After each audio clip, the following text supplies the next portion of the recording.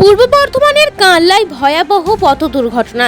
যান্ত্রিক ত্রুটির জেরে কৃষ্ণনগর থেকে বর্ধমানগামী একটি যাত্রীবাহী বাস নিয়ন্ত্রণ হারিয়ে একটি টোটোকে ধাক্কা মেরে রাস্তার পাশে নয়নজলিতে উল্টে যায়।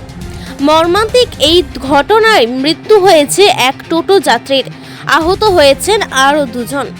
শনিবার দুপুরে দুর্ঘটনাটি ঘটে কানলা থানার নান্দাই গ্রাম পঞ্চায়েতের গাবতলা পেট্রোল পাম্পের সামনে। মৃত মহিলার নাম মিহিজান বিবি, তার বাড়ি নাদনঘাট থানার পারুলডাঙ্গা এলাকায়।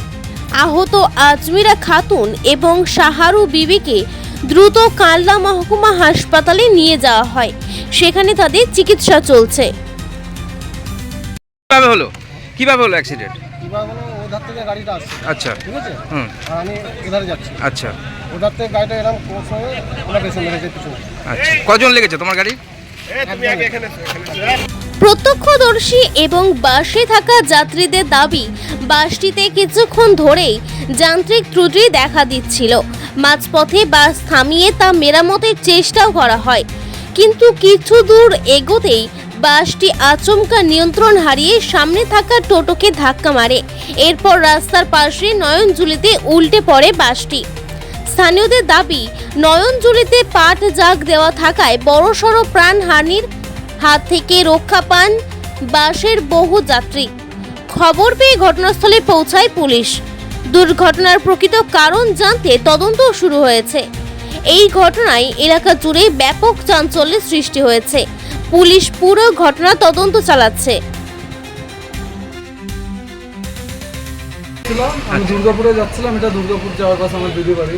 তা এটা অন্ডসব বাস কুসুমগ্রাম দিয়ে যায়, এটা সাতগাছিয়া রুটে দিয়ে। বাসটা যাওয়ার পর কিছুক্ষণ আগে হর্নে ডিস্টার্ব হচ্ছিল, হর্নটা অটোমেটিক বাজতে শুরু করে দেয় কিছুক্ষণ ধরে, দিয়ে বাসটা থামায়, আবার কিছুক্ষণ চল আবার অটোমেটিক বাজতে শুরু করে দেয়, দিয়ে থামিয়ে খালাসি নেমে হাতুড়ি দিয়ে কয়েকটা বাড়ি মারে ওই চাকার ওই দিকে। তারপরে ঠিক হয়, দিয়ে কিছুক্ষণ হয়তো 3-4 মিনিট গেছে, দিয়ে বাসটা এই বাস সাইড দিয়ে যেতে যেতে হঠাৎ ডান দিকে নিয়ে আসে।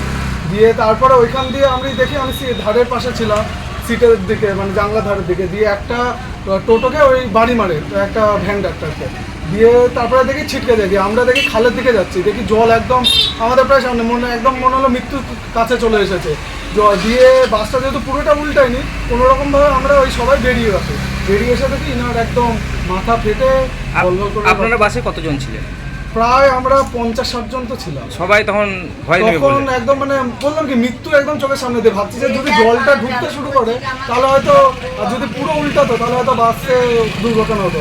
কিন্তু মানে ভাগ্যবশত আমাদের বাসের কারণে হয়নি, কিন্তু একটা সাধারণ মানুষের, গরিব মানুষের প্রাণ হারালো বাসের এই ডিস্টার্বের জন্য এই পরিস্থিতি। এই ডিস্টার্ব উনি তো বলছে স্টিয়ারিং লক হয়েছে, যখন ডিফল্ট হয়েছিল উনি যদি বুঝতে পারতো তখনই যদি বাসটা থামিয়ে দিত, আমাদেরকে নেমে যেতে বলতো, তাহলে হয়তো একটা হর্নেই কিন্তু সংকেত দিচ্ছিল, তাই তো? হ্যাঁ, হর্নেই সংকেতটা দিয়েছে। তবুও বাস মালিক কিছু করতে পারেনি। কোথা থেকে কোথায় যাচ্ছিলেন? আমি যাচ্ছিলাম দুর্গাপুর নবদ্বীপ। আপনার নাম? আমার নাম বিশাল শাহ।